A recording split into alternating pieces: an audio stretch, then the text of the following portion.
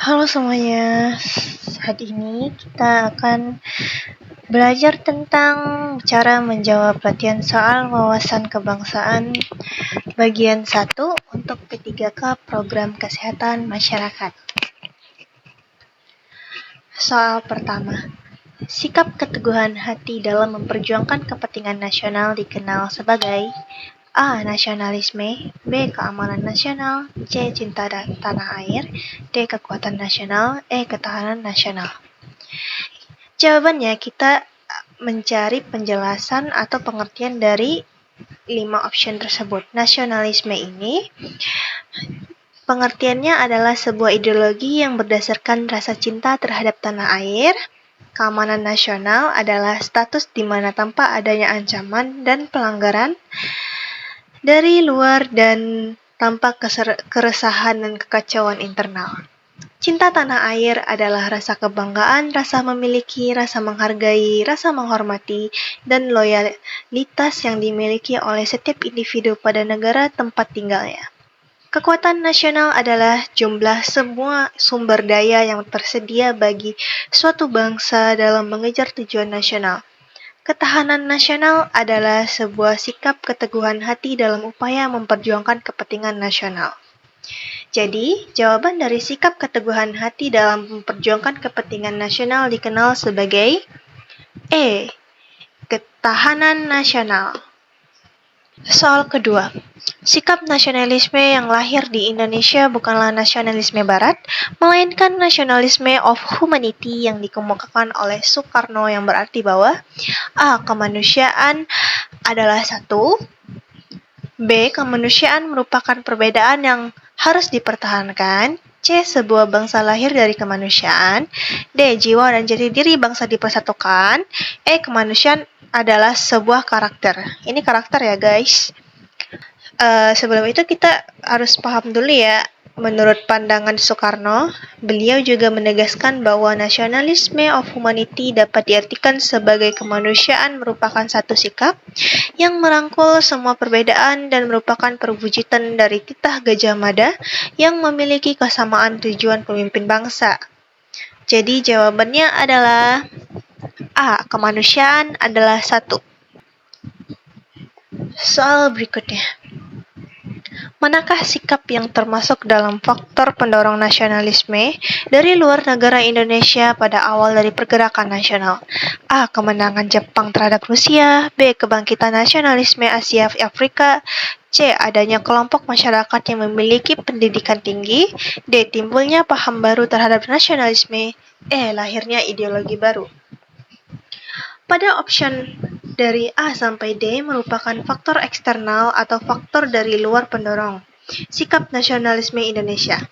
Sementara lahirnya ideologi baru merupakan faktor pencetus dari dalam atau internal pendorong sikap nasionalisme Indonesia. Jadi jawabannya adalah E, lahirnya ideologi baru. Soal selanjutnya. Perwujudan dari sikap patriotisme di bidang Hankamnas dapat terlihat pada A. Ikut serta dalam memerangi musuh, B. Memberikan harta benda kepada negara, C. Untuk mensejahterakan rakyat, D. Menjamin perdamaian dunia, E. Menciptakan kebebasan rakyat. Sikap patriotisme merupakan sebuah sikap yang timbul dari rasa cinta dan berani terhadap tanah air untuk rela berkorban demi tanah air. Jadi jawabannya adalah B. Memberikan harta benda kepada negara. Soal selanjutnya. Manakah dari pernyataan berikut yang merupakan fungsi dan peran Pancasila dalam kehidupan berbangsa dan bernegara?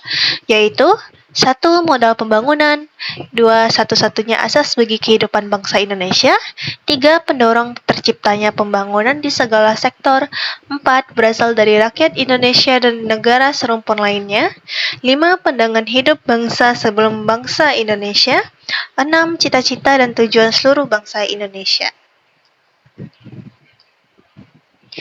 Pada dasarnya, fungsi dan peran Pancasila dalam kehidupan berbangsa dan bernegara Indonesia adalah sebagai jiwa, kepribadian bangsa, sumber hukum, perjanjian luhur bangsa, pandangan hidup yang mempersatukan bangsa Indonesia, cita-cita dan tujuan seluruh bangsa Indonesia, modal pembangunan. Jawabannya adalah E, yaitu modal pembangunan, satu-satunya asas bagi kehidupan bangsa Indonesia, dan cita-cita dan tujuan seluruh bangsa Indonesia. Soal selanjutnya.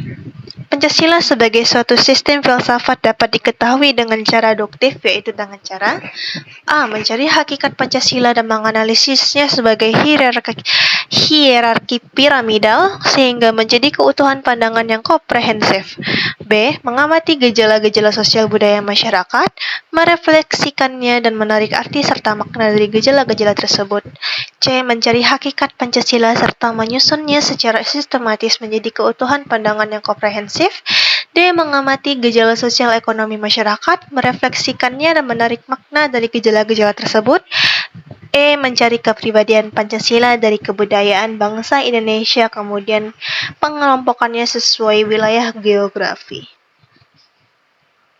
Jadi filsafat Pancasila pada hakikatnya dapat dilakukan dengan dua cara deduktif dan cara deduktif. Cara deduktif biasanya dengan mencari hakikat Pancasila serta menganalisis dan menyusun secara sistematis menjadi keutuhan pandangan yang komprehensif, sementara deduktif dengan mengamati gejala sosial budaya masyarakat, merefleksikannya dan menarik arti dan makna dari gejala-gejala tersebut. Jadi dapat disimpulkan jawabannya adalah B ya. Mengamati gejala-gejala sosial budaya masyarakat, merefleksibilkan dan menarik arti serta makna dari gejala-gejala tersebut.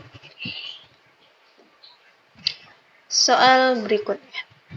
Interaksi masyarakat yang berorientasi ke atas sangat mementingkan hubungan yang formal dan bersifat personal. Gambaran tersebut merupakan etos budaya masyarakat: A. Birokrat, B. Buruh, C. Elit, D. Petani, E. Tradisional. Jawabannya itu adalah A ya,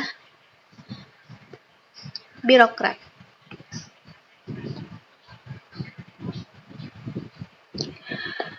Berikut soal selanjutnya. Berikut ini yang bukan termasuk lembaga eksekutif, yudikatif, dan legislatif adalah A. BPK, B. DPRD, C. Komisi Yudisial, D. Mahkamah Agung, E. TNI. Jawabannya adalah A ya, Badan Pemeriksaan Keuangan. Lembaga eksekutif, yudif, dan legislatif itu ada dua, yaitu KPU yang terdapat pada UUD 45 pasal 22E ayat 5 dan BPK terdapat pada UUD 45 pasal 23E sampai pasal 29E. Sekian dulu dari saya dan terima kasih. Lanjut part 2 ya kawan-kawan. Ikuti selalu. Terima kasih. Assalamualaikum warahmatullahi wabarakatuh.